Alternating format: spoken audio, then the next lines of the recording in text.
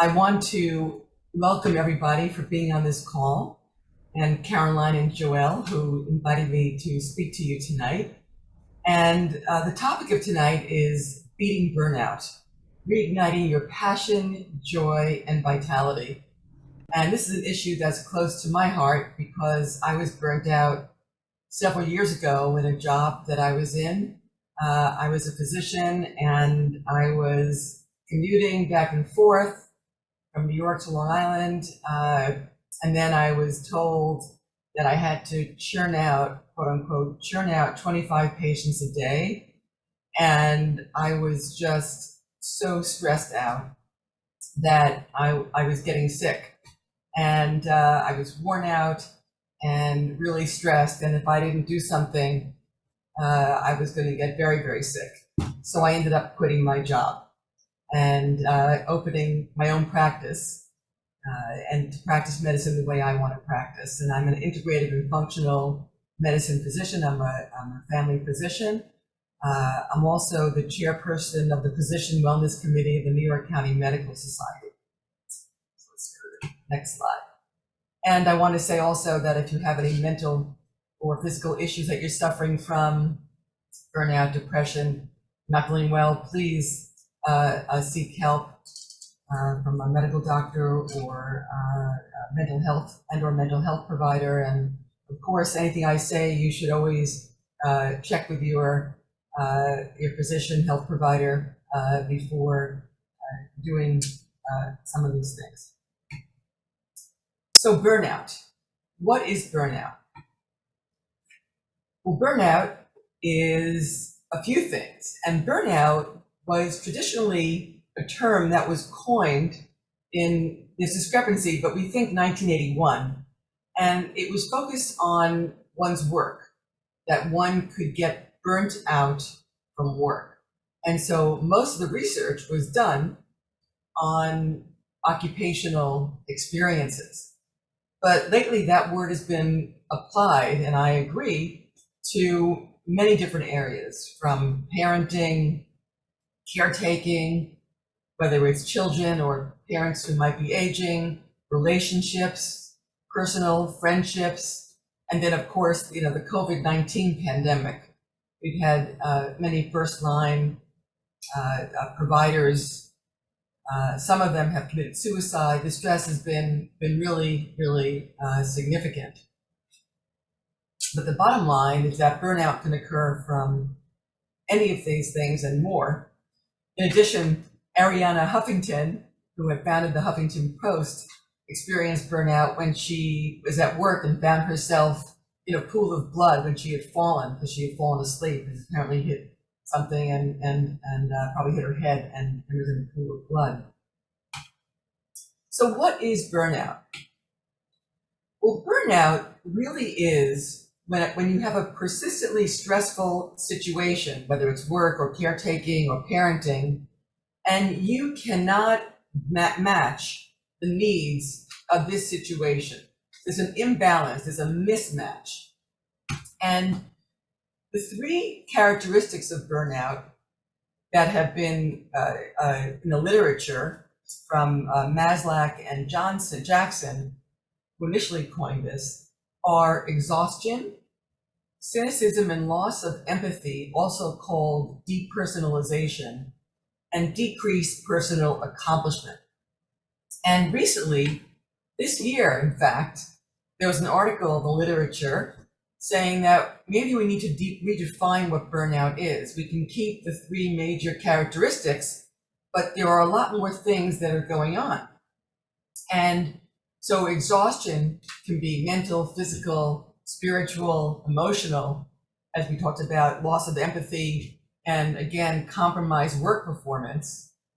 But it also involves what these researchers feel is cognitive impairment, when you're having trouble with your memory, when you're having trouble concentrating, you start to withdraw socially, and then also you can have depressive symptoms. And there's been a kind of a whole thing about burnout versus depression, and it hasn't been ferreted out yet whether burnout is depression or depression is burnout. The thinking is that right now is that a person can have depressive symptoms as part of burnout, and they also can have a clinical diagnosis of depression. So what are the warning signs of burnout? What do you have to look for? Well, again, I mentioned mental, emotional, and physical exhaustion. And there was recently an article that talked about burnout and the cognitive and emotional, physiological, and interpersonal factors that occur. And what happens is basically you stop taking care of yourself.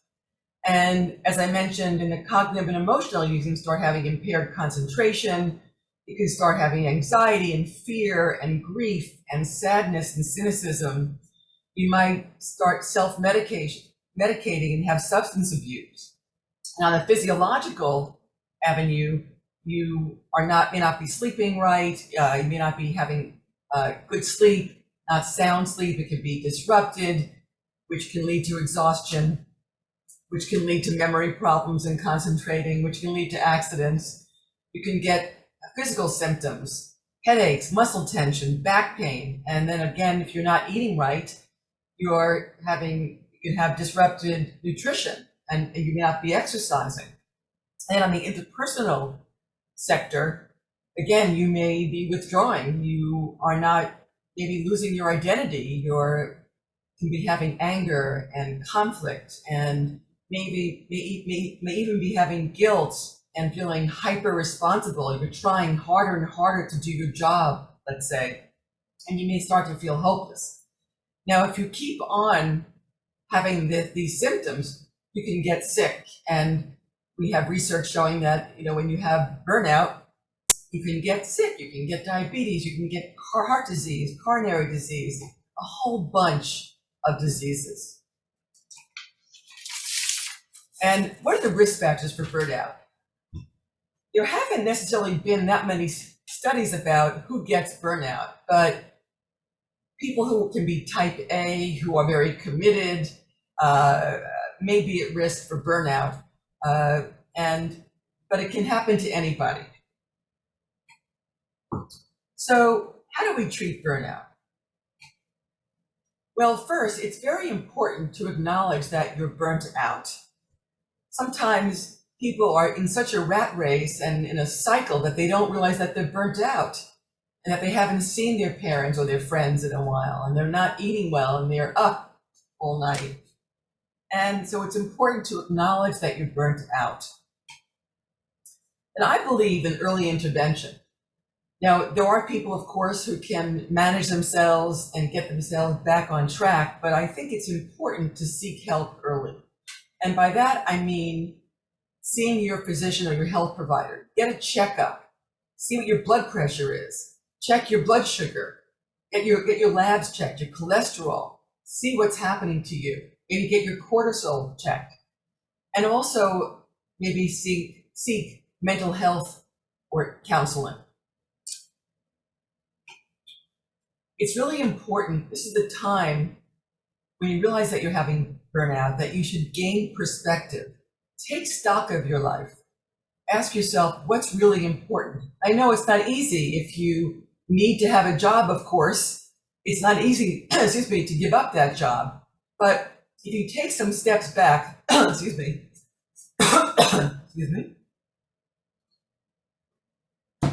and maybe take a good hard look at your life and see what matters to you, then you can maybe take a different path going forward. I'm not saying it's easy, but it may be necessary to live a long life and a happy life. So it's really important to get control of your mind. As I talked about in the earlier slide, look at your purpose and meaning in life. What gives you happiness? What gives you joy? It's not always easy when you're very depressed and you're stressed to even think about a positive mindset. Keep that in the back of your mind. Sometimes when you're really strung out, injecting some humor into this whole situation can be helpful and maybe have you lighten up a little bit. Start reaching out to friends and family, and then have self-compassion, which I'm going to talk about. So then self-care, what does that mean? Well, part of what I talked about is self-care, but maybe getting out in nature and being in fresh air can help you start thinking about taking care of yourself. Or if you don't live in an area where there's any nature, get some posters of nature, put a screensaver up so that you can look at nature. That also helps to lower blood pressure and be good to your physiology. What about gratitude? There's a lot of research about gratitude, that gratitude is very good for you. And in most cases, gratitude is very good for your health and well-being, but it may not be for everyone. And there is some research that says that if you're really depressed and really stressed, you may not be able to feel gratitude. But for a lot of people, writing down at night, let's say, or in the morning, 3 things for which you're grateful for can really induce positive physiologic changes in you. And this is one tool that you can use, but don't feel bad if it's not working for you. And you've heard about gratitude journaling, where you can do these things and be grateful for things, 3 things. It could be anything that you can hear, that you can see, that your parents are still alive, that you can walk. You know, many times if I see someone on the street who's disabled, it makes me so grateful that I can walk.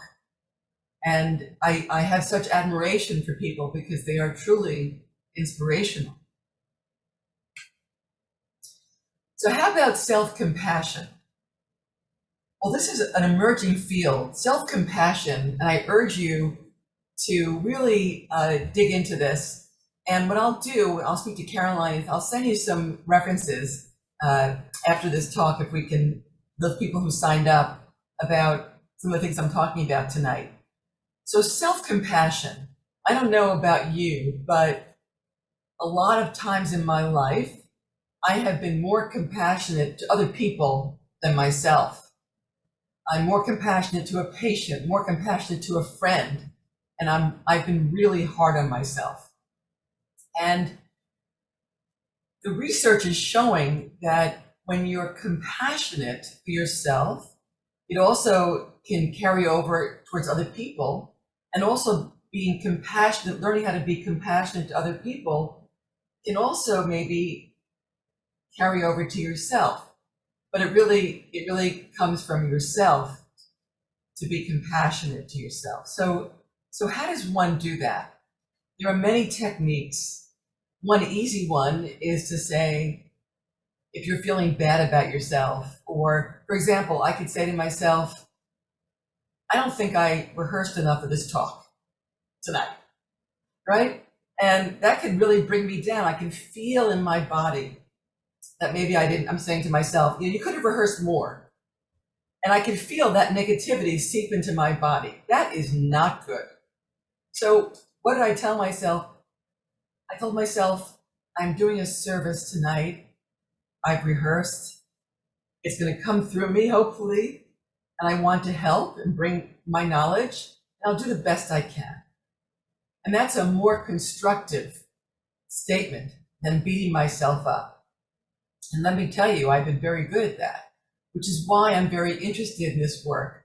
It's why I'm one of the reasons why I'm the head of the Physician Wellness Committee for Physicians, is because I know, being a physician, that a lot of us are hard on ourselves.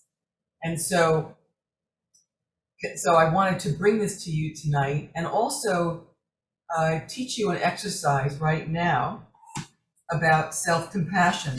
And I got permission. So one of the things I brought to the New York County Medical Society of Physicians is a course that was created at Stanford University, and it's open to anybody. And I'm going to give you a link about that. I'll send that to you. And I encourage you, it's not that expensive, and you can take a course for about, I believe it's 8 sessions, and I may be wrong at the number, but once a week, and there's a facilitator, and they can teach you about self-compassion, and you can get practices. And once you do this course, you get access to these meditations for life. So I actually called my teacher and I asked her, Dr. Basu, Bornali Basu, and I said, am I allowed to do this? She said, go ahead, it's for the good of the world. What I'd like you to do right now is, if you'd like to do this with me, is I'd like you to sit comfortably. You just sit back and sit comfortably and close your eyes. And I'd like you to take a deep breath in through your nose, and then and as you breathe in, bring it all the way down into your lungs and into your belly if you can. And then exhale long and slow through your mouth. So it's a deep breath in through your nose, bring it all down, and then exhale long and slow through your mouth.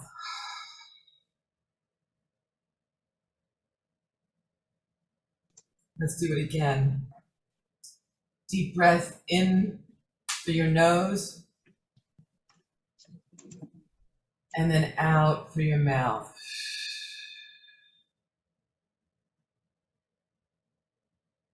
And now just sit quietly and feel the breath going in through your nose and out through your nose. Just gently have your awareness on your breath. And right now, with your eyes closed, I want you to picture someone that you love, be it a friend, a close friend, or a relative, who may be having a hard time. And see them in your mind and see them in your heart. And what I'd like you to do is repeat these words silently to yourself, sending them to this person. So I'm going to say them, and then you could say it to yourself silent. I'll say one line, and you'll repeat it silently to yourself, sending it out to your friend or loved one. Here we go. May you be free from pain and suffering. So now you do that inside. The next one. May you be free from fear and anger. And do it again yourself.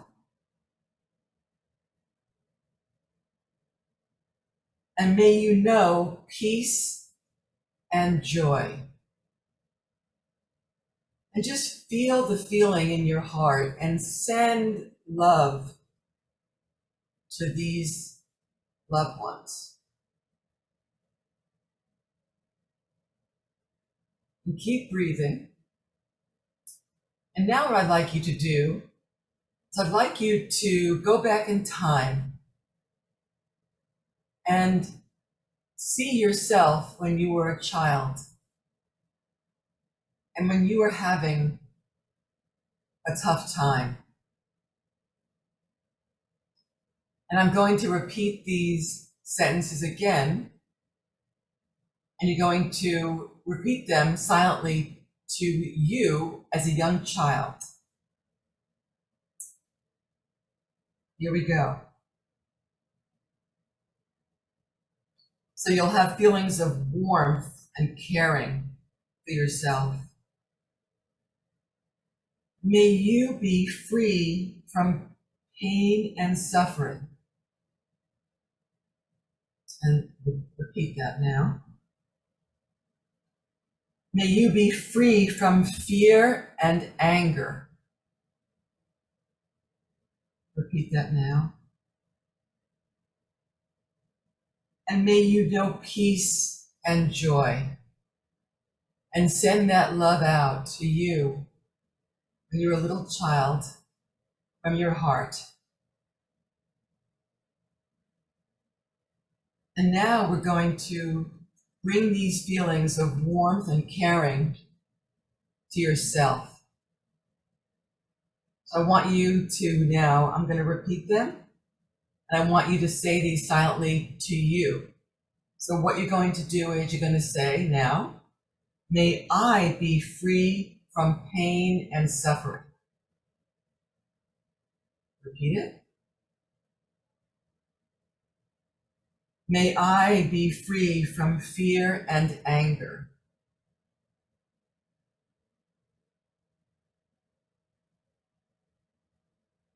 And now repeat that. And may I know peace and joy. You open your eyes.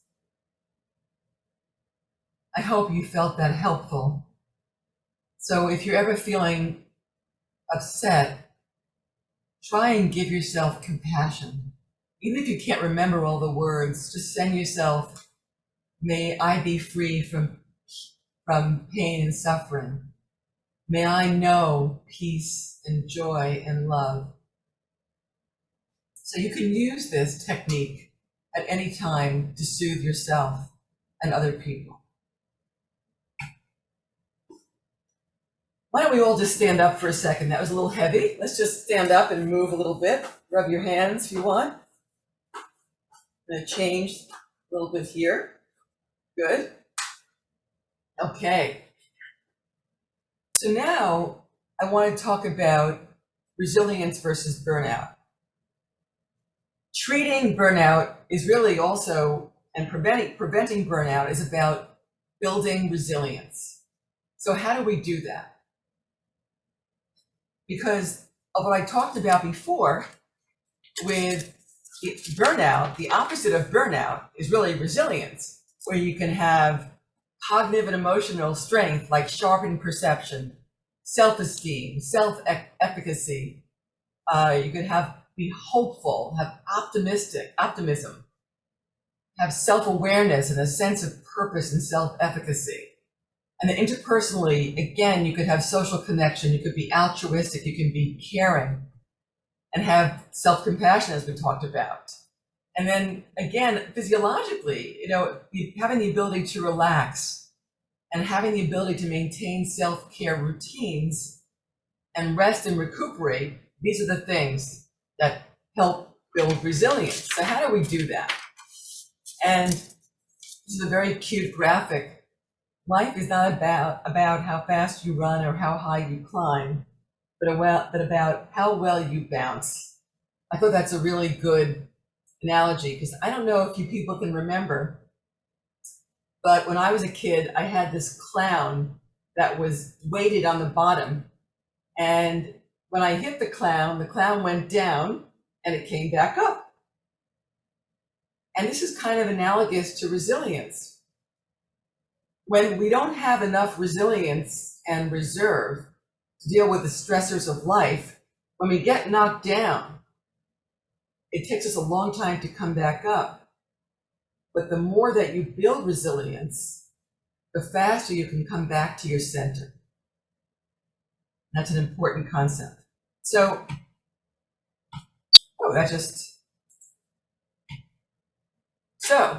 and Caroline told me I should talk about my book, so I hope you don't mind, but the book really was an outgrowth of trying to help myself manage stress.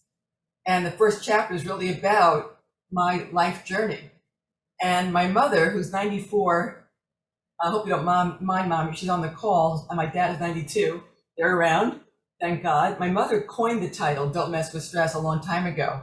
It took me a long time to finally write the book, but the whole idea is that there's a framework, I believe, for building resilience and building what's called stress hardiness, being able to withstand stress. And it won't happen necessarily all at once, but you build.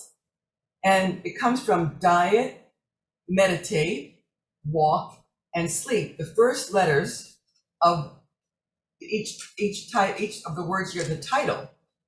And so the last chapter is about gaining control of your mind. And the first four, the second, four, the framework is about building resilience. And this is what I call the Don't Mess with Stress Foundation for Optimal Health. You've heard this before. I'm just putting it together.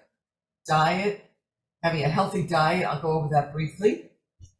Meditate, having a daily practice of meditation, even if it's just 1 minute to stop and pause, can help build resilience. And you can experiment and do it for a long period of time. And I detail in the book about ways to meditate and also things that have been techniques. Sorry, my light keeps on falling.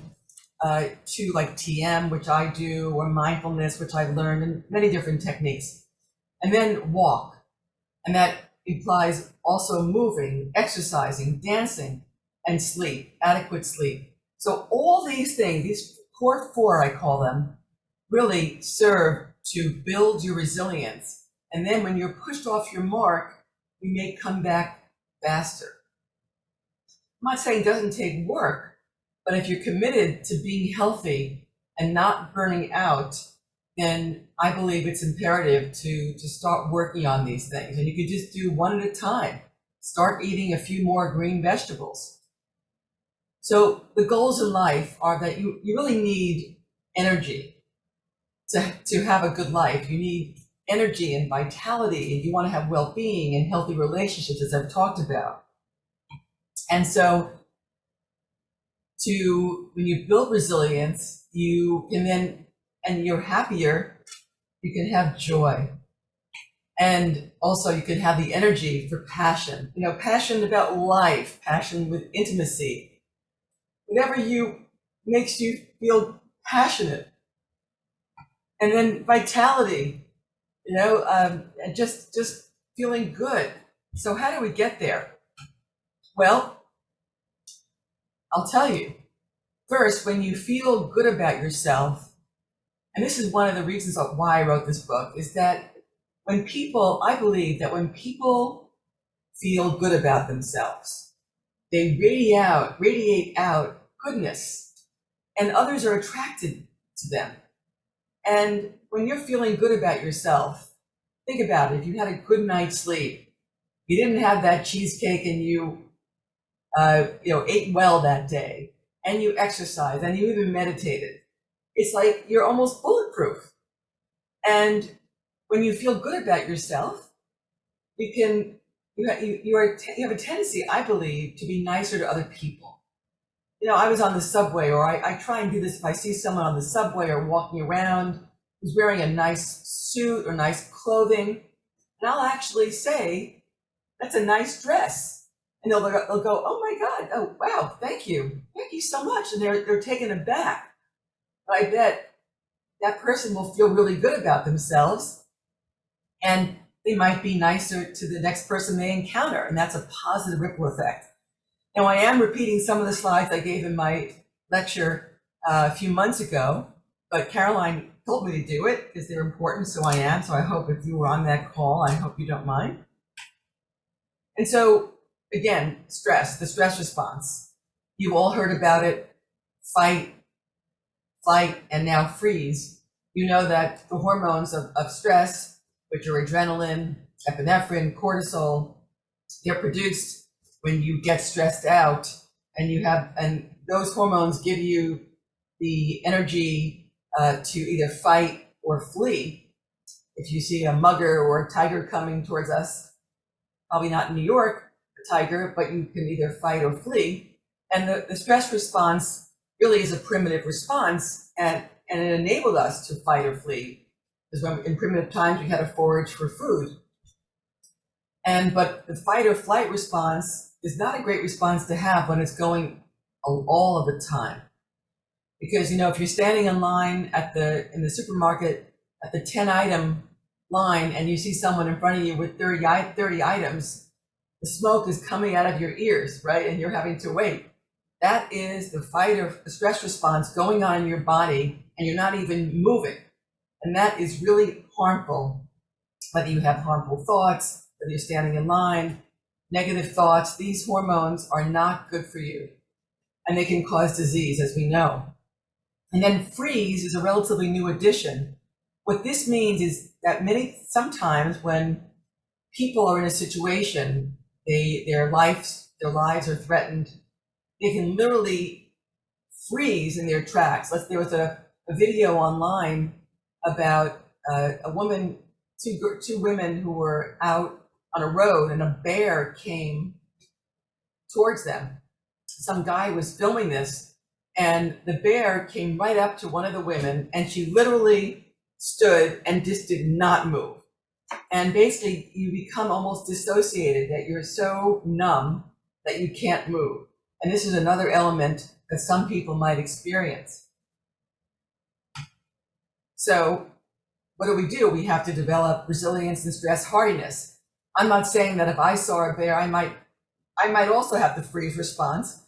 But again, this is not 100% when you prepare yourself and you do all the work, but it's important. So what do we want to do? We want to put the good things into our minds and bodies and remove or limit the bad stuff. We want to have a healthy diet. And so as not to be stressed about diet, if you eat well 80 to 90% of the time and you have some sweets occasionally, it's okay. But if you eat a lot of sweets and processed foods, they can age you. And there's a term called AGEs, Advanced Glycation End Products. And it's funny how it's called AGEs.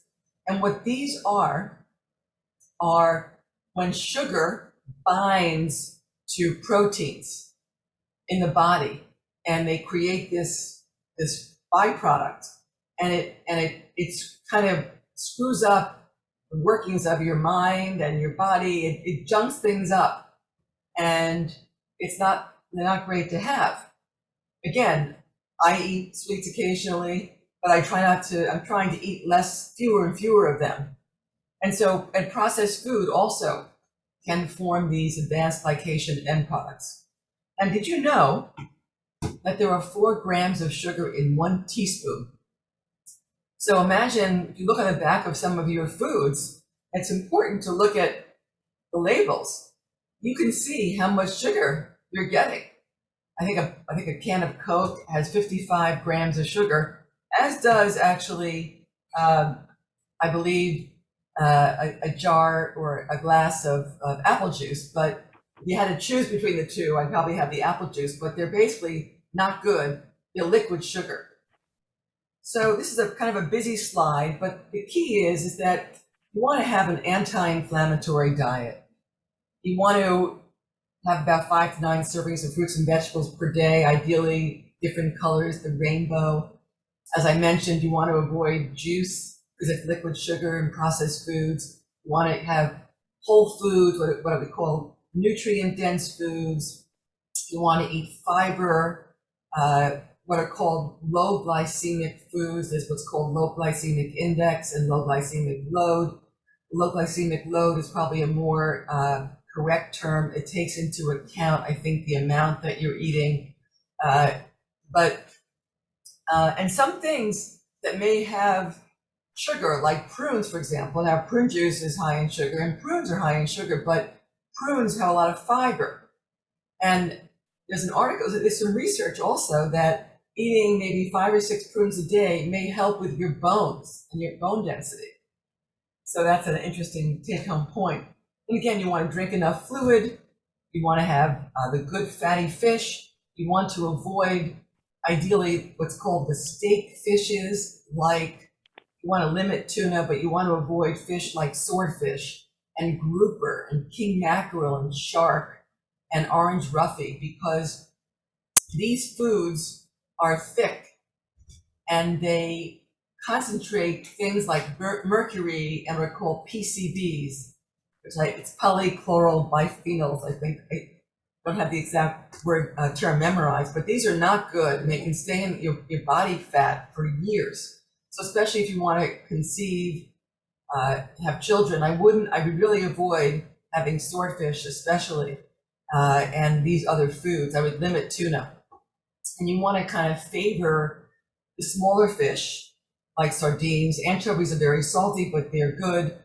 You could also have mackerel, wild salmon, and these kinds of food. You want to have about 1,000 milligrams of EPA and DHA in your diet. If you can't get it from your diet, make sure you get a good fish oil, because there are many benefits to EPA and DHA in terms of your brain, mood, heart, a lot of things. And also, it's important to have adequate enough amounts of B12 and also vitamin D3. Also, if you're a vegan, you need to supplement with B12 because the only source of B12 is animal flesh. And D3 is becoming very important, especially for COVID. You should get your levels of vitamin D 25 hydroxy checked to see what your levels are. There's been a lot of controversy about what's the important level. And in functional medicine, they talk about 50 to 80, I believe it's nanograms per milliliter. Whoops. And that's important. But I would see your doctor. Now, it's also important to meditate. I believe we talked about that, and we did a kind of a little meditation. There are many different types of meditations. I do transcendental meditation, but I do there are moving meditations. I also do Qigong. Don't stress by hearing that, I'm doing all these things and maybe you're not doing any of them. I'm also a work in progress. I don't always meditate consistently, but I try to. I miss meditations. Just be easy on yourself. So these are the benefits of meditation. You can see there are many. And then again, we talked about exercise and the benefits of exercise, and beware of the chair. It's important. They say, when you sit all day, you can get stiff. It's also not good for your heart. So it's ideally good to get up. If you're sitting for 50 minutes, get up for 10 minutes, and move around. Walking can be a precursor to dancing. You should walk. Ideally, the American Heart Association says you should exercise aerobically for about 150 minutes a week. You can break that up into 10-minute increments. And then ideally, it's good. That's aerobic exercise. That's walking. And you could dance. It's an equivalent. And you can also bike. There are many different equivalents. And then also it's important to do strength training, lifting some weights. But if you're going to do that, it's best to have someone train you on how to do that.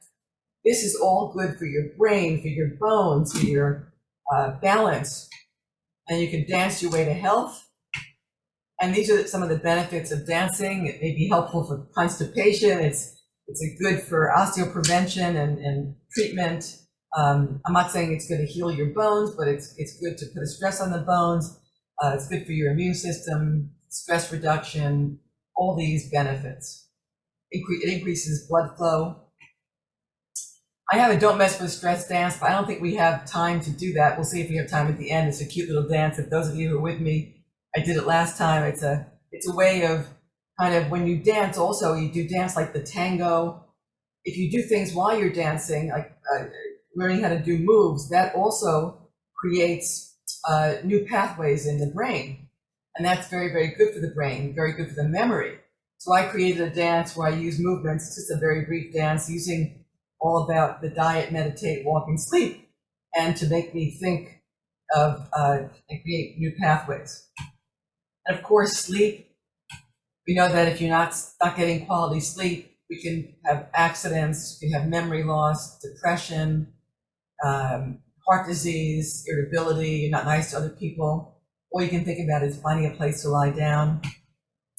There are many causes of sleep disturbances. You could have problems with your structure of your head, and you can grind, you can have reflux that can make you wake up choking sometimes, sleep apnea, snoring, your partner may snore, ruminating thoughts. This is just a short list, but there are many that can keep you up, and there are many types of insomnia.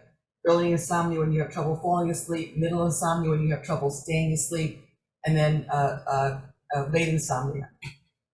And it's important for sleep hygiene. It's important to have a routine. This is one thing that I've been struggling with for a while, but I know now the importance of having a routine. And we all know about the screens with blue light, electronics. So ideally it's wise to stop looking at your phone. I haven't mastered it completely. I do check my phone right before I go to bed. I'm trying to get better at that. But I want to ideally have some ritual, go to bed at the same time each night, get up at the same time each morning, sleep in a dark, quiet, and cool environment. That's better. Exercise daily, but not right before bedtime, although there are some people who can exercise before bedtime, and that's okay. And they feel they're able to sleep.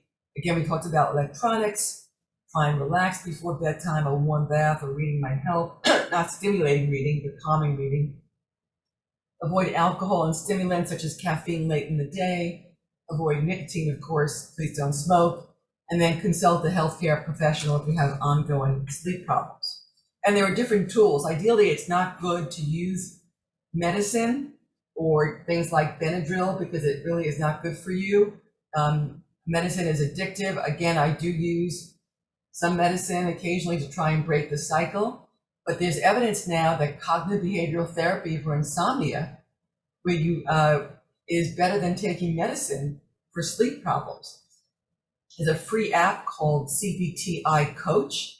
It's by Stanford University and the VA, the Department of Defense. I have it on my phone, and you can download it, and it's a great thing. What it does is it tries to restructure your thoughts about your negative thinking about sleep and how you're in a cycle, and it tries to help you break the cycle. It's a great app. There may be other ones out there for you, but I recommend that if you're having trouble sleeping, that you check it out. So I just want to say these are some of the references that I have. And I have a free newsletter and also a free stress management guide. If you go to my website, drjillbarron.com, Barron with one R, and you'll get a free stress management guide where I go over some techniques for you. And I want to say thank you. And also, thank you so much Nancy, thank you for pitching in here tonight. And thank you everybody for being on the call. And I think that it's about 45 minutes. Hi, Caroline. Hi. Hi. Hey, thank you so much. I popped on just a little bit late. I was teaching class. I'm gonna let's unshare your screen so we can see one another and we can ask some questions. Does the audience have any questions? Say, can you please put the resources slide up again? Sure. Oh, let's see. Oh, sorry. Whoops. Let me just go back to my. And everyone, you will be receiving the slide deck, correct, Jill? The slide deck? Yeah. Whatever, we'll talk about it. Yeah. Well, at least we can give this one particular slide. So sure, and I'll create something. Actually, if you want me to create something for them, I can send that to you, and they can send it out to them. I have some other references also that may be another reference that may be helpful. Yeah, I don't have the Stanford one on here, but I will send that. Yeah, the thing that I do sometimes when I'm is I'll just take a picture with my phone of this. Right. So everyone, if you're trying to write everything down, that can cause stress and burnout.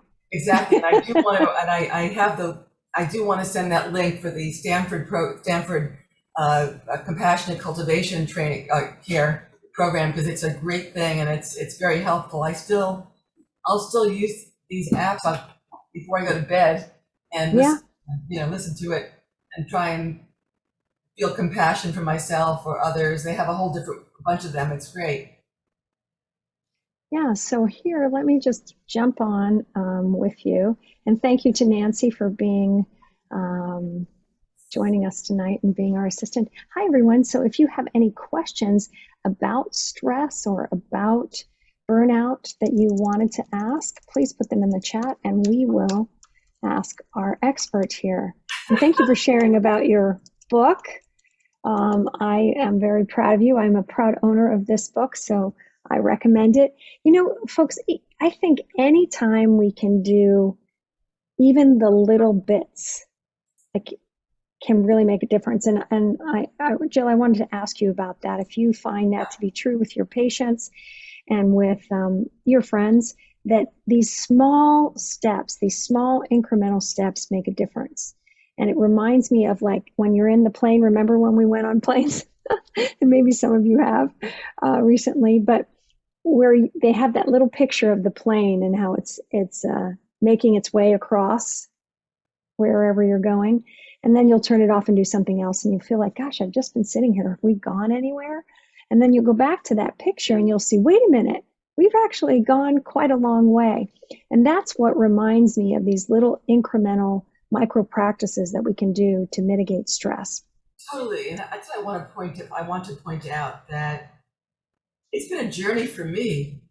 I mean, and if you do get my book, which I hope you do, you'll see in the first chapter about my life. And I was very stressed out and I had anxiety and still at times still get it.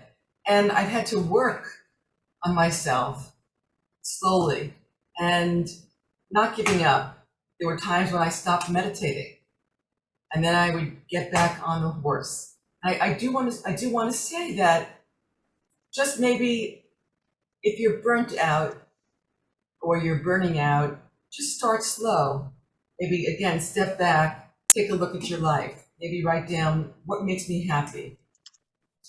I recommend start doing one thing for yourself that makes you feel good, like eating an extra vegetable or closing your eyes for 5 seconds. Just close your eyes and sit down and just breathe and follow your breath through your nose, or a minute.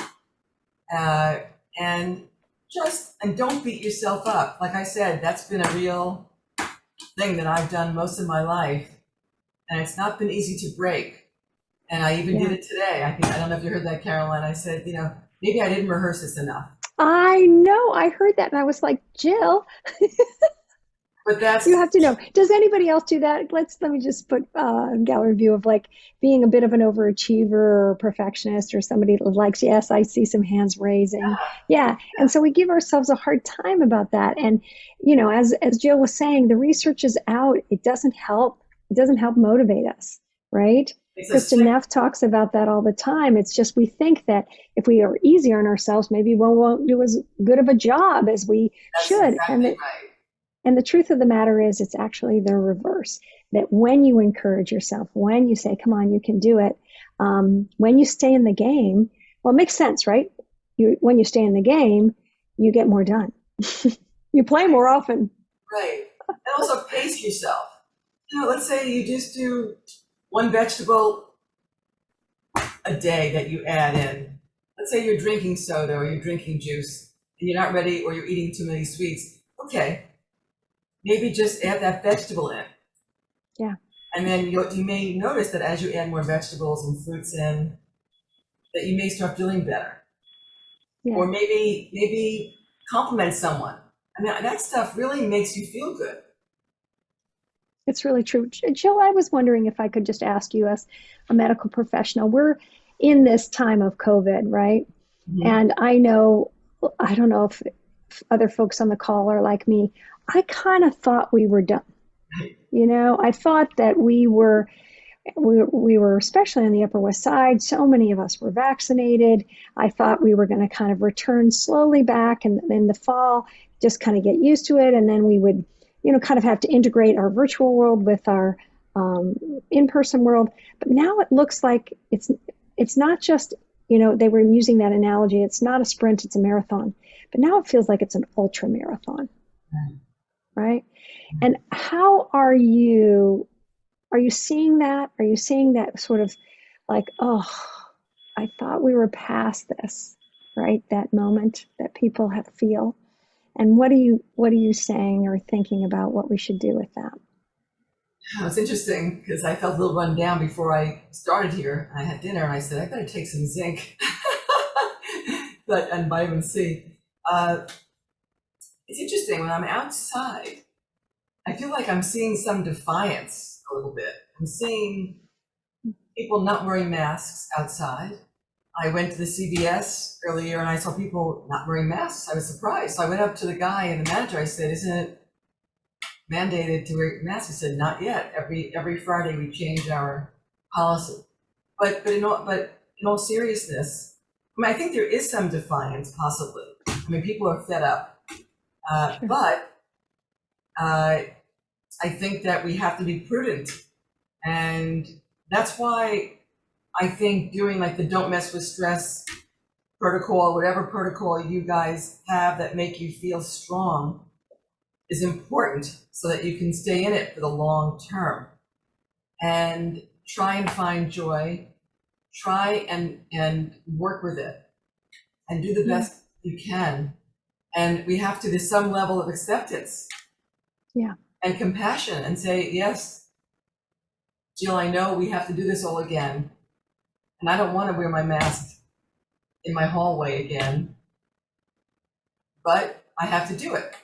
So, and I have to, that kind of thing. So I think it's a matter of acceptance, which also, I was going to say, and how to manage the emotions, right? The anger, that, and the impatience. You know, we haven't been around each other. I noticed I was in the store the other day, and I was in Juice Press up on the 72nd Street, and there was a line, and you know, an older gentleman was taking long, and another older gentleman said, "Hurry up!" And I was like, "Gosh, that's not an uncommon experience," but it felt like, wow, are we out of practice of just sort of relating to one another, or is it that people are on edge, or is it both? Yeah. Well, and it may be both. It may be a combination of both. I was just thinking when you were talking about the ultra marathon, I was thinking about the Olympians, how they, and there was one person who I bet you, maybe people saw this, where this woman was in a running race. She got tripped by someone else, and she got up and she won the race. And she got up and she won the race after falling. There are people who would just stop and not get up. And maybe we can think of it like that. I remember when I was dancing professionally, and I remember I fell. I accidentally tripped over. I was leaping over someone, and they made their back really big in performance, and I miscalculated, and I fell right on my face. And the choreographer said to me, and I got up and I continued dancing, but I felt some shame. And she said to me afterwards, she goes, "Oh, no. Don't you know that in performance, especially when we fall or when we mess up and we get up, we are proving to the audience, we are showing the audience that life goes on." Right. That life goes on, that failure or getting up or is part of the human experience. So what you're talking about is like, stay in the game. How do we stay in the game? Right. And I think staying in the game is be safe. You can see people. I think just be prudent, take care of yourself, get enough sleep.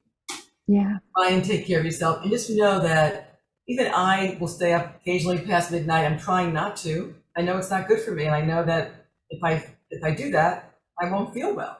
So, you know, it's not being a robot or an automaton. It's kind of creating a trend. It's a process towards getting optimally healthy and being the best you can. There's no guarantee in life, but it will help you. It will serve you better, you know, to enjoy your life better and to have more energy and feel better. It'd be nicer. Go ahead. That's it. I was going to say one last question about sort of the COVID reality that we're in. Testing prophylactically, I have friends that are testing like on a Sunday, for example, and they get the results on Monday, and they're just going on to the free, you know, testing sites on the street, and they're just sort of testing, how am I doing? Have I been exposed? Is that advisable? Is that something we should be doing or thinking about? It's a great question. You know, I don't know the answer to that question because, again, there are people who've gotten sick who've been vaccinated. The question is, did they have antibodies? And if they did have antibodies, did they get sick anyway? So I don't know yet what the answer to that question is, and if we should be testing everyone's antibodies. I've had a few patients ask me to do that. I don't know, and with a different variant, I mean, who knows? I don't know the answer to that question. Yeah, we're really in that liminal space, aren't we? Where so much is unknown. One more thing. I mean, I know that this is an airborne virus, but I'll never forget in medical school, they told us, I was doing pediatrics, they said, don't rub your nose, don't rub your eyes. That's important. Wash your hands. Yes, don't rub your nose, don't rub your eyes, wash your hands. How many of you, what if your eyes itch? I know, I occasionally do it and I forget. And I went, oh my God, I just rubbed my eye. Oh my God. So Well, I would love to hear from the audience. If you would please put in your managing stress tips for us, let's fill the chat with some thoughts. We've gotten a bunch from Jill tonight, Dr. Barron. I so appreciate that.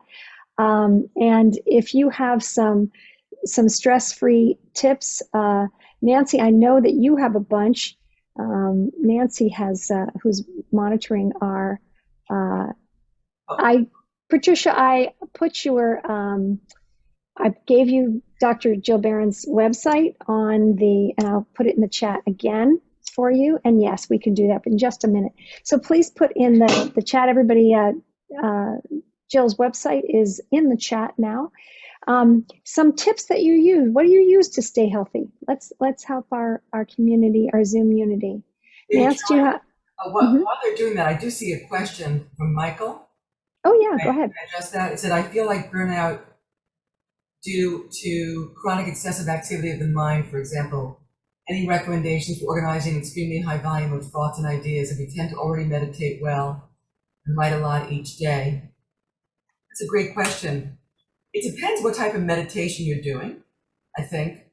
Mindfulness, I believe, can help with managing your thoughts.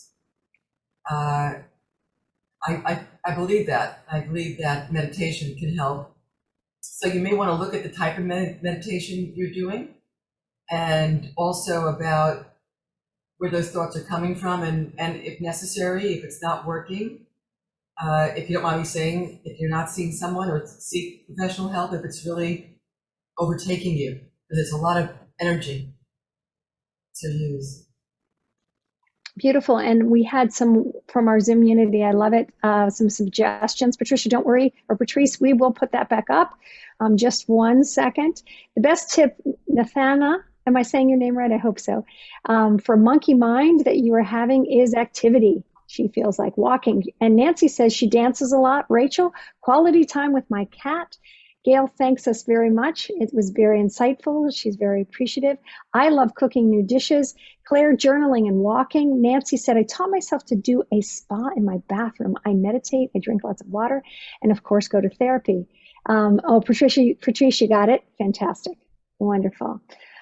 So this is all, I think our Zoom unity, our class, our community has some wonderful ideas. And I also want to encourage everybody, we have the Positive Psychology Hour every Tuesday and Thursday. Jill, I just learned today, I was listening to a talk. I like to look at TED Talks, listen to TED Talks and look at inspirational poems. I love poetry. Anybody else? It takes me away from poetry, art, Yes. seeing a beautiful performance on YouTube, because I can't go to beautiful performances unless they're outside, right? So anything like that fills you up, as Jill was saying in her lecture, can make all the difference in the world. And the JCC is here for you. We offer programs like this. I was so excited that you were coming back, Jill. I was like, yes, you have to show us some of those slides, because I always need a reminder. And today I was listening to this TED Talk, and I learned that we know that there's an epidemic of loneliness for sure, Yes. right? Yes. What I didn't understand was that when we feel isolated, when we feel like we've been shunned, when we feel that way, it literally sets off the same chemicals in our brain as pain. And that's so really prioritizing, even though I know it's tough, prioritizing, making connections, coming onto programs, seeing your friends, calling them on the phone, checking in, even when you don't feel like it, it really is important and essential for your health. Yes. Yeah. Any final words, Jill? Huh? Try and laugh if you can. I know it's not easy, but I'll go on and watch some funny YouTube things to make me laugh. And I just laugh, and it feels so good to laugh. So It's not always easy when you don't feel so good, but Anyway, thank you so much, and everybody, and thank you, Caroline, for inviting me again, and Oh, Joelle you're welcome. for having You're me at welcome. GCC again. It's wonderful And and great audience. yeah, now take care, everybody. Feel free to unmute yourself and say goodbye to Jill and myself. If you'd like, I'm going to take off the spotlights. And thank you so much. It was great. Really wonderful program. Really Thank you so much. everybody. thank you. I enjoyed the program. Awesome. And I love that your parents were on the program. I think that's great. I'm looking to see if they were. I don't know. I see my relative Maddie Anbinder. Hi, Maddie. Maddie's on there. Yeah, I did think I saw they might have signed off already. And Nancy, thank you so much. Everybody will send you the recording and take care. Be safe. Be well. Thank you, Caroline. Good night. Thank you, Caroline. Take care, everyone. Bye. Thank you, Nancy.